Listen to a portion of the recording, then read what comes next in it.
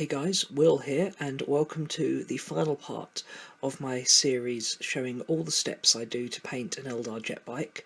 And today we're going to be looking at applying water slide transfers. Now, as you can see, Games Workshop produce a lot of transfers, and the Eldar range has got some really nice ones on there that would be a little bit too tricky to do by freehand, so having them to apply to the model is really useful.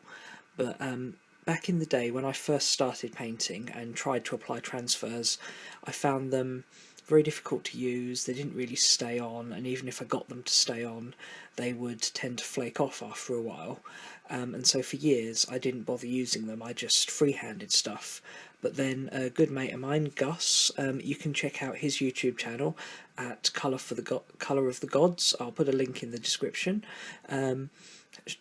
Told me about a little product that can make this whole process a lot easier, and that is this satin varnish. This is produced by Vallejo. Should be fairly easy to get hold of from your local model shops, but don't try asking in a GW store for it, because it's not a GW product. So I've got my jet bike here, and what I want to do is apply one of the Bieltan symbols to the front of the carapace, like I've done on this guy here. So the first thing you're going to want to do before even touching the transfer is just to prime the whole area in the satin varnish. Now, I like to cover the whole panel, so in this case the whole of the carapace, in the varnish, because it sometimes produces a very slight variation in the colour.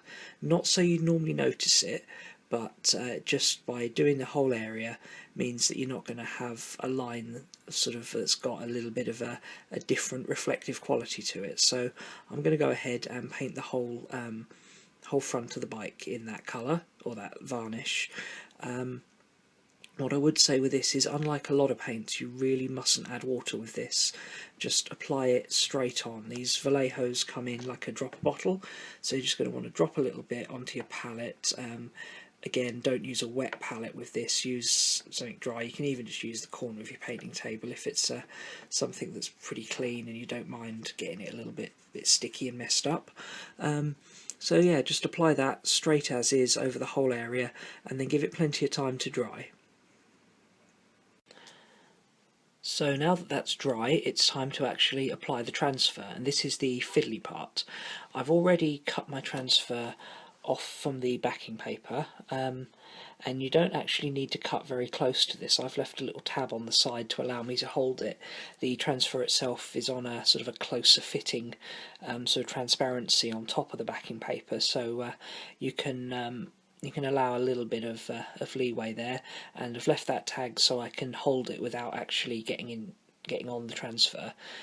So to loosen these from the backing, you just dip them in water. It's important to use fresh water for this. If it's got paint on, it's sort of paint in the water, it could stain the transfer, particularly with this one because it's a primarily white symbol. So drop that in there. Okay, just hold that in for a couple of seconds, and then the transfer is soaking wet and loose on the backing paper.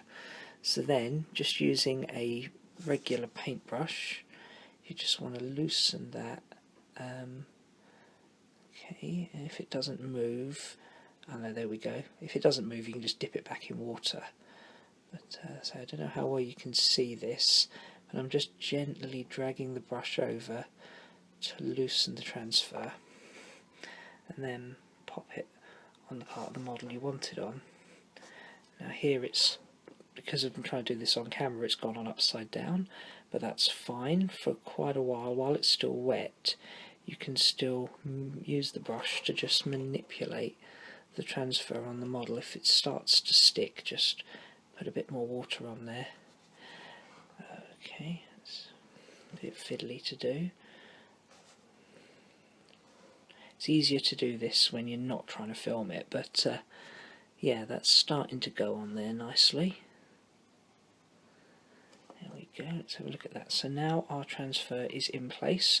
There's quite a lot of excess water on there, so I'm just going to very carefully dab some of that excess off with a brush, not with a brush, so with a paper towel, just being careful not to knock or move the transfer.